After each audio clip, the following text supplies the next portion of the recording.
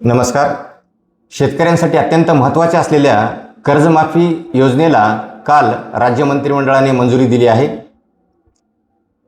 पुण्यश्लोक अहिल्यादेवी होळकर शेतकरी कर्जमाफी योजना या नावाने ही योजना राज्यभर राबविली जाणार आहे. मग या योजनेचे प्रमुख वैशिष्ट्य काय आहेत? कोणत्या शेतकऱ्यांना या योजनेचा लाभ मिळणार आहे? कोणते शेतकरी या योजनेसाठी पात्र ठरणार आहेत? कोणते शेतकरी अपात्र ठरणार आहेत?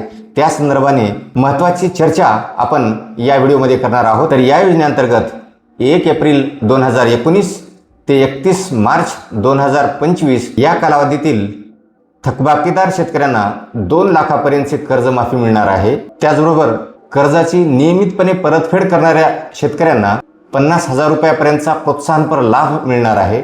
तसेच वेगवेगळ्या बँकांमधून कर्ज घेतलेल्या पण मुद्दल आणि व्याज असे मिळून 2 लाखापर्यंत ज्यांचे कर्ज आहे अशा थकबाकीदारांना या योजनेचा लाभ मिळणार आहे. ज्या शेतकऱ्यांनी पूर्वीच्या कर्जमाफीचा लाभ घेतलेला आहे अशा शेतकऱ्यांना 50,000 रुपयापर्यंतचा कर्जमाफीचा लाभ मिळणार आहे. त्यामध्ये पुनर्गठित कर्जांचा देखील समावेश करण्यात आलेला आहे.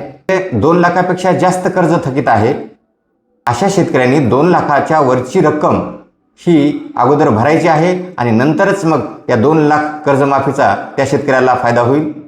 ही रक्कम भरण्याची मुदत 31 मार्च 2027 अशी ठेवण्यात आलेली आहे. नियमित कर्ज परतफेड करणाऱ्या शेतकऱ्यांनी मागील सलग 3 वर्षापैकी कोणत्याही 2 वर्षामध्ये वेळेत कर्जाचा भरणा केला असेल तर अशा शेतकऱ्यांना 50,000 रुपये प्रोत्साहनपर लाभ मिळेल. ही योजना राष्ट्रीयकृत बँका, खाजगी बँका, जिल्हा मध्यवर्ती सहकारी बँक, त्याचबरोबर ग्रामीण पतपुरवठा संस्था म्हणजे सोसायट्या यांना लागू असेल. या योजनेचा लाभ घेण्यासाठी शेतकऱ्याला आधार प्रमाणीकरण आणि ॲग्रिस्टॅक नोंदणी गरजेची आहे. तर अशा निकषात बसणाऱ्या शेतकऱ्यांना या कर्जमाफी योजनेचा लाभ मिळणार आहे. परंतु कोणत्या शेतकऱ्यांना या योजनेचा लाभ मिळणार नाही किंवा कोण या योजनेसाठी अपात्र मानले जातील?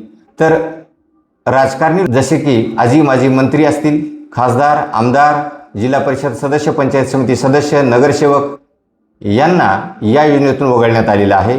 त्याचबरोबर शासकीय निमशासकीय कार्यालयात कार्यरत असलेले कर्मचारी ज्यांचे मासिक उत्पन्न 25,000पेक्षा जास्त आहे असे कर्मचारी देखील या योजनेतून वगळण्यात आलेले आहेत. त्याचबरोबर जे शेतकरी शेती व्यतिरिक्त इतर मार्गाने मिळणाऱ्या उत्पन्नाचा आयकर भरतात ते शेतकरी देखील या योजनेस पात्र असणार नाहीत. त्याचबरोबर 25,000पेक्षा जास्त निवृत्ती वेतन घेणाऱ्या निवृत्तीधारकांना देखील या योजनेसाठी अपात्र मानले गेलेले आहे. हे सर्व थकबाकीदार या योजनेसाठी अपात्र मानले गेले आहेत. या योजनेचा लाभ यांना मिळणार नाही. तर अशा प्रकारे सर्वसामान्य गरजवंत लाभार्थ्यासाठी ही योजना अत्यंत महत्त्वाची योजना आहे आणि या योजनेचा लाभ सर्वसामान्य शेतकऱ्यांना नक्कीच होईल. हा व्हिडिओ आवडला असेल तर व्हिडिओला लाईक करा आणि अशाच प्रकारच्या अद्ययावत माहितीसाठी चॅनलला सबस्क्राईब करा. धन्यवाद.